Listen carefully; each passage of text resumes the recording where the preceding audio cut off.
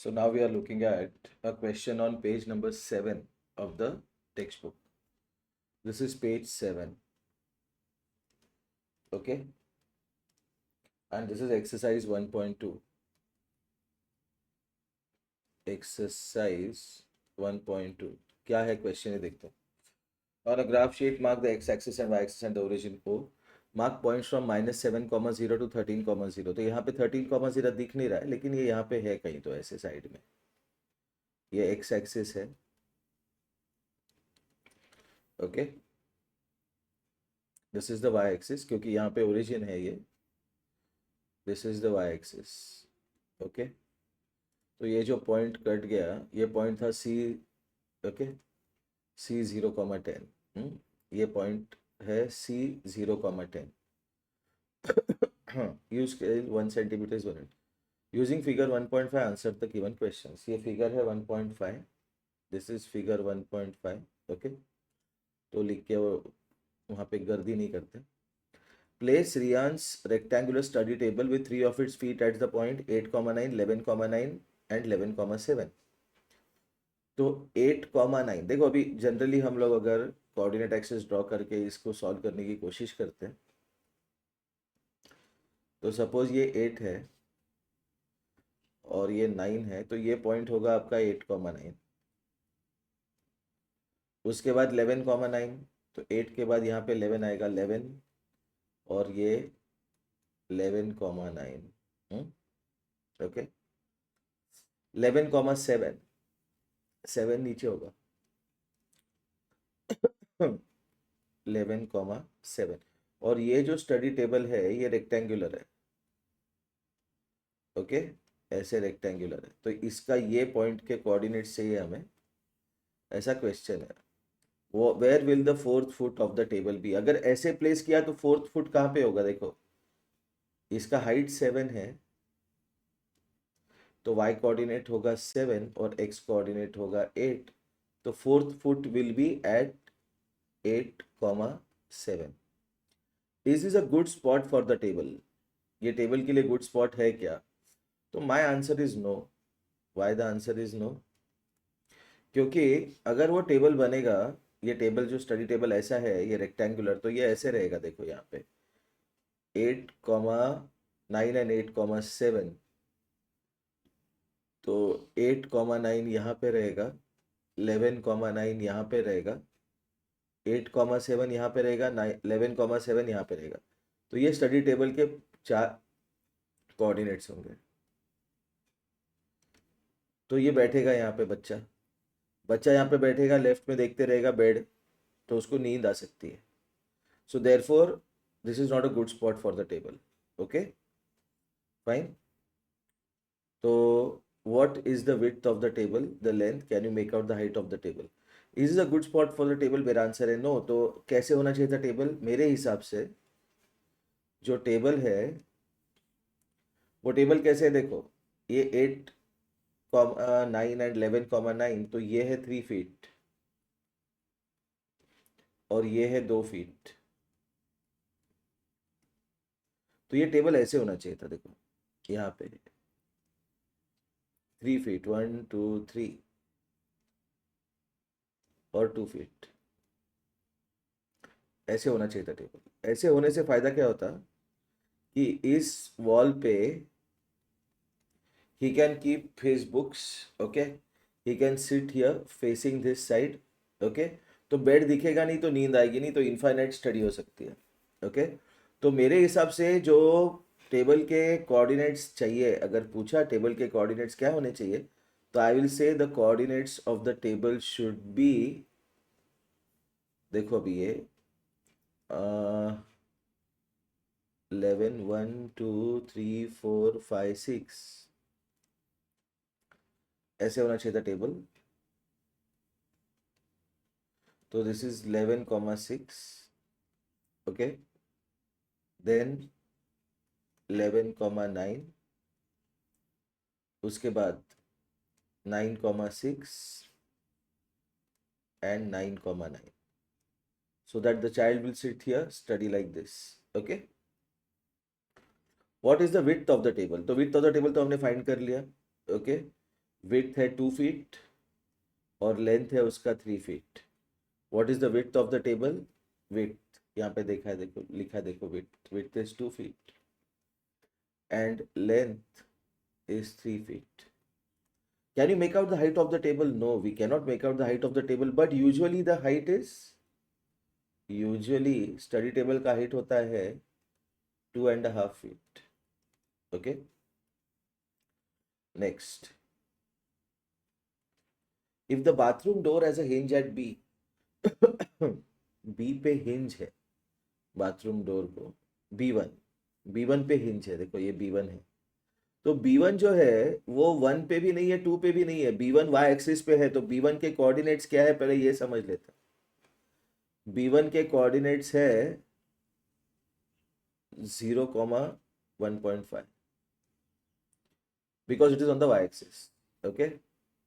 और उसका विड्थ कितना है? 1 2 2.5. बाथरूम डोर का विड्थ है, width of bathroom door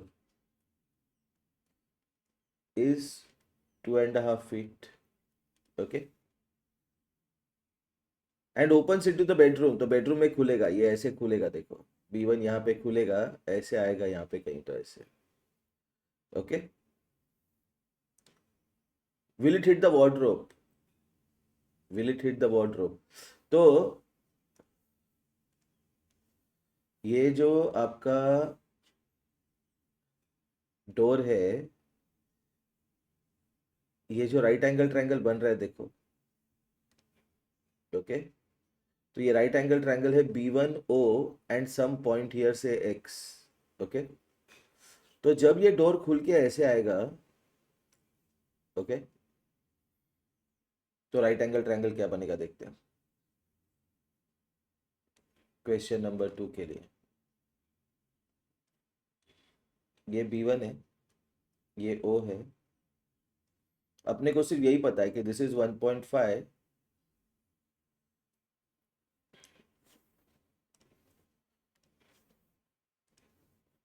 and this is the bathroom door which comes and sits over here. This is 2.5.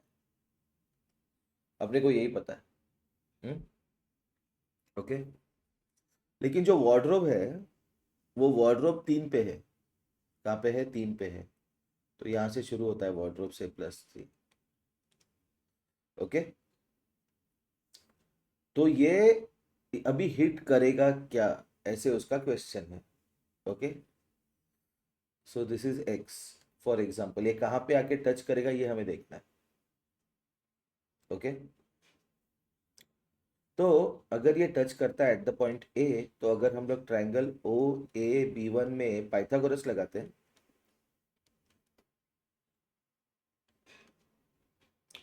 तो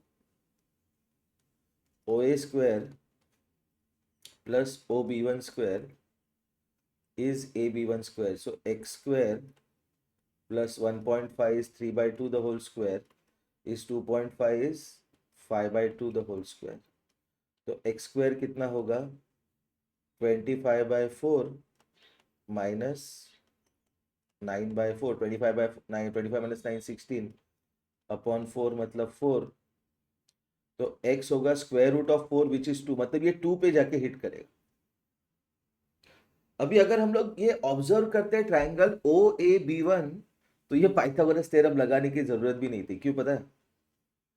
देखो बहुत जबरदस्त कॉन्सेप्ट है. जो फर्स्ट पाइथागोरियन ट्रिपलेट है, first Pythagorean triplet is 3 4 5, sorry 3 4 5. Okay, where 5 is the hypotenuse. Okay. तो ऐसा rule है कि अगर 3 4 5 पाइथागोरियन ट्रिपलेट है तो 3K 4K and 5K is also Pythagorean triplet. तो ये जो 1.5 है दिस इज 3/2, मतलब 3 into half. ठीक है. और 2.5 है 5 into half, तो ये होगा 4 into half. तो ये 2 पे जाके हिट कर रहा है. वार्डरोब तो 3 पे है, देखो वार्डरोब 3 पे है. यहाँ पे W1 वार्डरोब शुरू हो रहा है 3 पे. So this will never hit the wardrobe. कितना जबरदस्त क्वेश्चन बनाया उसने, देखो। ओके, एक minute.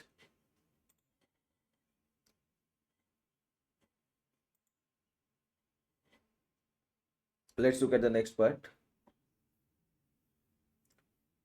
Are there any changes you would suggest if the door is made wider?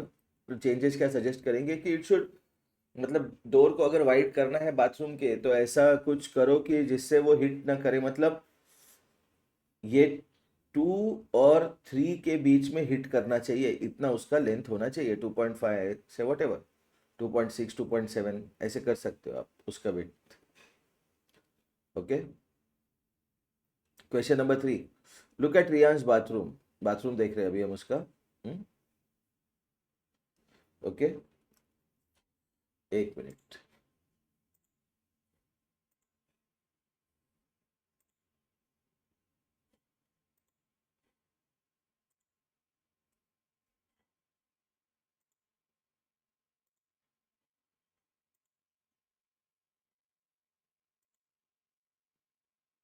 One minute.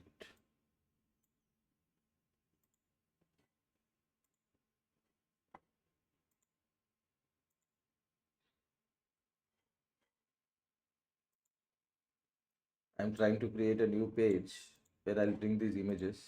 Okay, क्योंकि वहाँ पे बहुत सारी गर्दी हो गई थी। ठीक है, तो अभी रेयान के बाथरूम में देख रहे हैं अभी हम। What are the coordinates of the four corners O, F, R and P of the bathroom? O का coordinates क्या है? क्वेश्चन नंबर 3 देख रहे हैं अभी हम। What are the coordinates of O? This is 0,0. F, F यहाँ पे है, देखो F यहाँ पे है, तो F कहाँ पे है? वो 1 2 3 4 5 6 7 8 9, तो F के कोऑर्डिनेट्स क्या है? 9,0। R, R के कोऑर्डिनेट्स, R कहाँ पे? यहाँ पे देखो, तो R के कोऑर्डिनेट्स के लिए पहले P के कोऑर्डिनेट्स लिख लेते हैं। P नेगेटिव एक्स एक्सिस पे है तो उसका कोऑर्डिनेट होगा -6,0,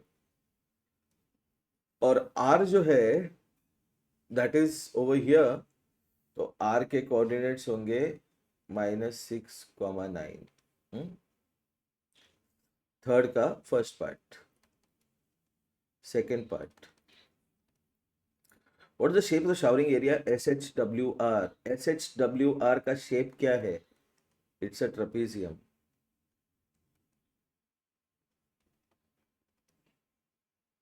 right the coord of the four corners, तो इसमें से फोर कॉर्नर्स कौन से ट्रेपेजियम के?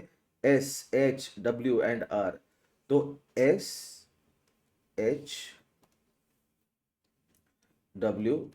R तो अपने पास है -6,9। S कितना है देखो, 1 2 3 4 5 6, y एक्सिस पे 6, x एक्सिस पे -6, x एक्सिस पे -6, तो S है आपका -6,6। H है -3,6। W, W क्या है? W है 3,9। Okay, mark of a 3 feet by 2 feet space for the wash basin and 2 feet by 3 feet space for the toilet। Wash basin के लिए 3 by 2 का स्पेस रखना है अपने को, तो वॉश बेसिन के लिए 3 फीट मतलब 3/2, ये बन गया आपका वॉश बेसिन के कोऑर्डिनेट्स 3/2 के। ठीक है, right the coordinate of four corners of the spaces. तो क्वेश्चन नंबर 3 में वॉश बेसिन के लिए जो जगह बनाया 3 फीट बाय 2 फीट, उसके कोऑर्डिनेट्स होंगे, से फॉर एग्जांपल उसको नाम दिया P A1 A2 A3। तो P के कोऑर्डिनेट्स होंगे -6,0, A1 होगा -3,0, A2 will be -3,2 and A3 will be -6,2।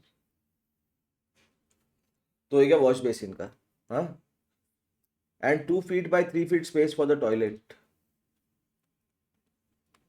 Toilet के लिए कितना दिया उसने, 2/3,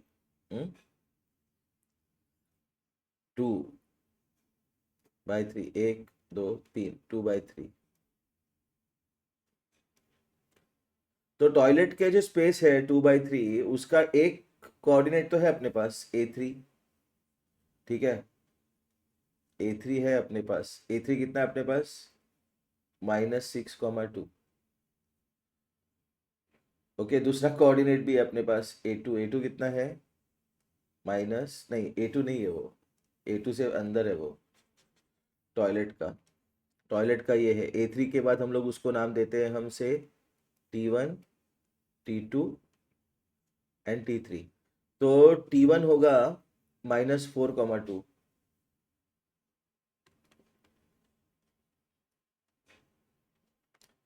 okay.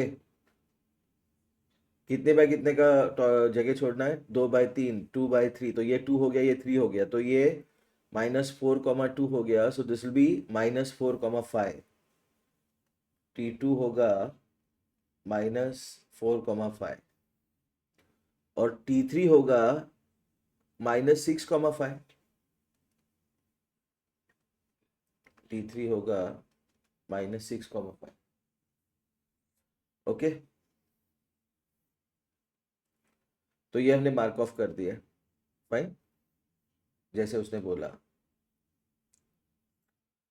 रेयान्स room leads from the dining room which has the length 18/15। तो रेयान के रूम का जो एंट्रेंस है ये वाला,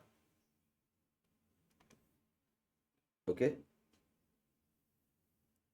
Leeds from the dining room which is length 18/15।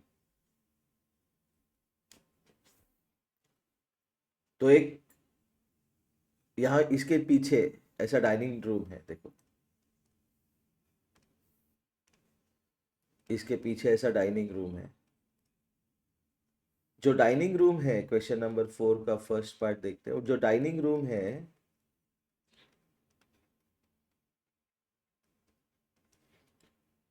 उसका विड्थ है 18, length is 18 and width is 15। मतलब वो, अभी देखो ये P जो है, P इज -6,0 और P ज्वाइन होता है कहीं तो A को 12,0 और बीच में कहीं तो ओरिजिन है, ओके। तो ये जो लेंथ है ये 18 फीट है, ठीक है। ये P है and this is A।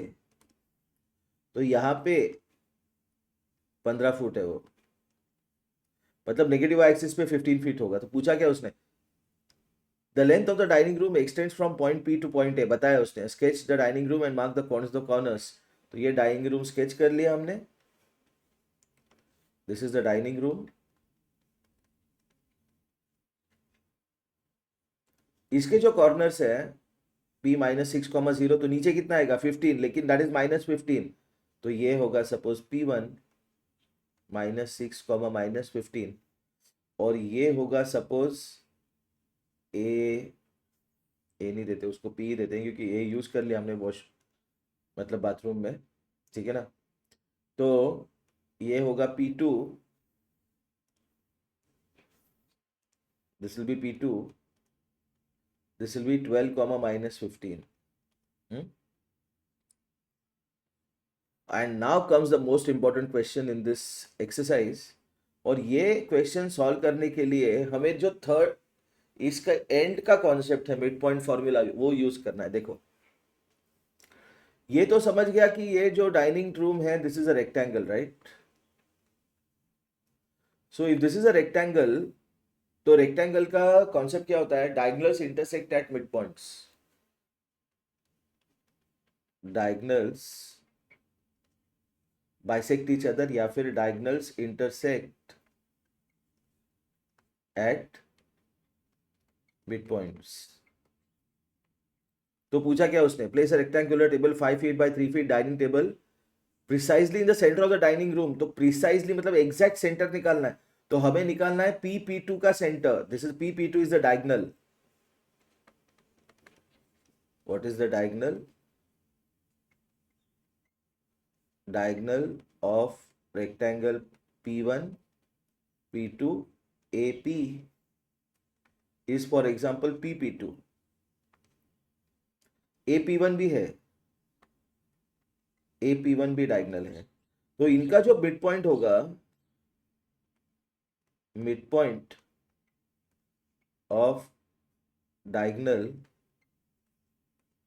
PP2 is centre of room.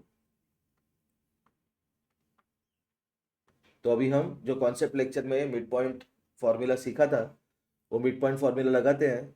तो M is equal to mid point of diagonal PP2। तो वो क्या होगा, PP2 का मिड पॉइंट क्या होगा, x1 plus x2 upon 2 y1 plus y2 upon 2। सो -6 plus 12 upon 2 comma 0 plus -15 upon 2.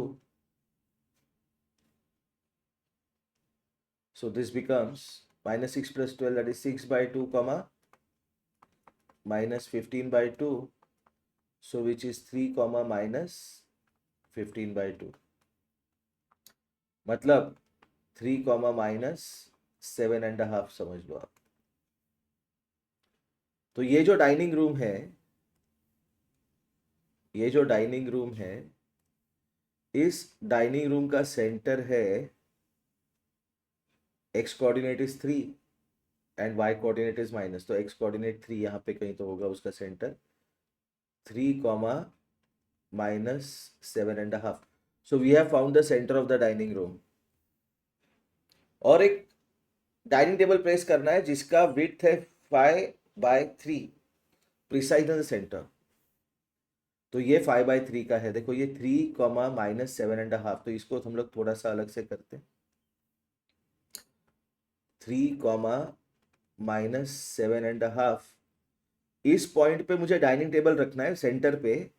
तो suppose मैं इसको रखना चाहता हूं, तो मैं फेस कहाँ करूंगा, तो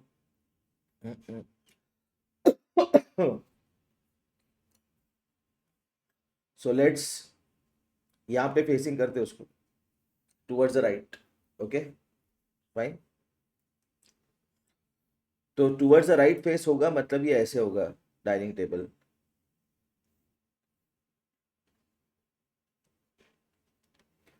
ओके दिस इज 3 -7.5, ये सेंटर हो गया। तो ये 5 फुट है और ये 3 फीट है। ओके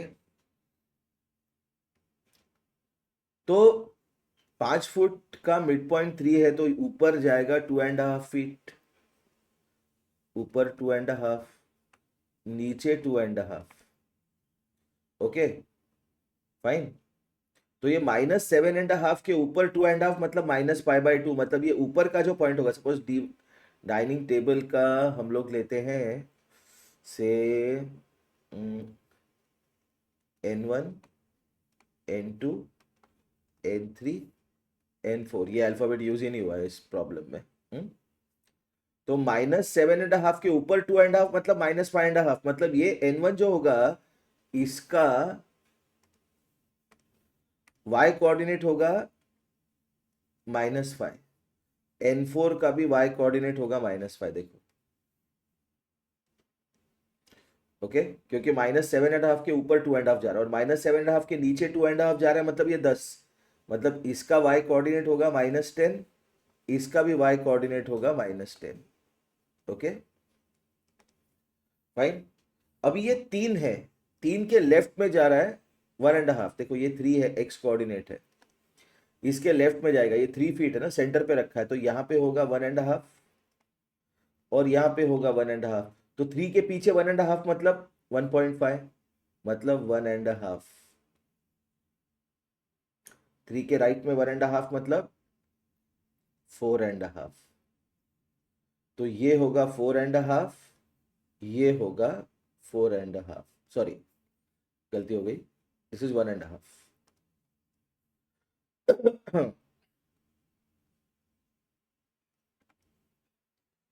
देखो इसको फिर से देखते हैं। 3 comma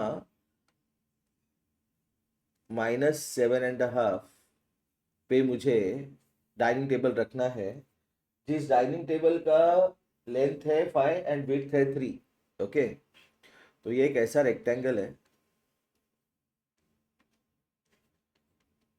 which is 5 feet by 3 feet, और इस रेक्टेंगल का सेंटर है ये पॉइंट, से for example centre C, 3 comma -7.5। तो ये सेंटर है, तो ऊपर 2.5 फीट जाएगा, ऊपर 2.5 फीट जाएगा, नीचे 2.5 फीट जाएगा। तो ऊपर नीचे तो वाई एक्सिस होता है, तो -7.5 के ऊपर 2.5 फीट मतलब क्या होगा वो, -5, बराबर। तो ये पॉइंट जो है हमने लिया, suppose whatever point we two, P1 P2, P1 नहीं लिया हमने, for example C1 C2 C3 and C4। तो C2 जो होगा वो -7.5 के ऊपर 2.5 फीट मतलब -5 पे होगा, तो C1 भी -5 पे ही होगा, और C3 जो है वो -7.5 के नीचे 2.5 होगा, मतलब वो -10 पे होगा, और C4 भी -10 पे ही होगा। अभी ये 3x कोऑर्डिनेट है सेंटर ऑफ रेक्टेंगुलर टेबल का, तो उसके लेफ्ट में 1.5 और राइट में 1.5, तो 3 के लेफ्ट में 1.5 मतलब 3 माइनस 1.5 1.5, तो जो ऊपर होगा वो नीचे भी वैसे ही होगा, और 3 के राइट में 1.5 मतलब 4.5, so this is 4.5 and this is 4.5। बहुत ही इंटेलिजेंट और इंटरेस्टिंग क्वेश्चन था ये, ठीक है। इस एक क्वेश्चन को सॉल्व करने के लिए पूरा वीडियो लगा, लाइक 28 मिनट्स का वीडियो लगा, सोचो। Okay, thank you.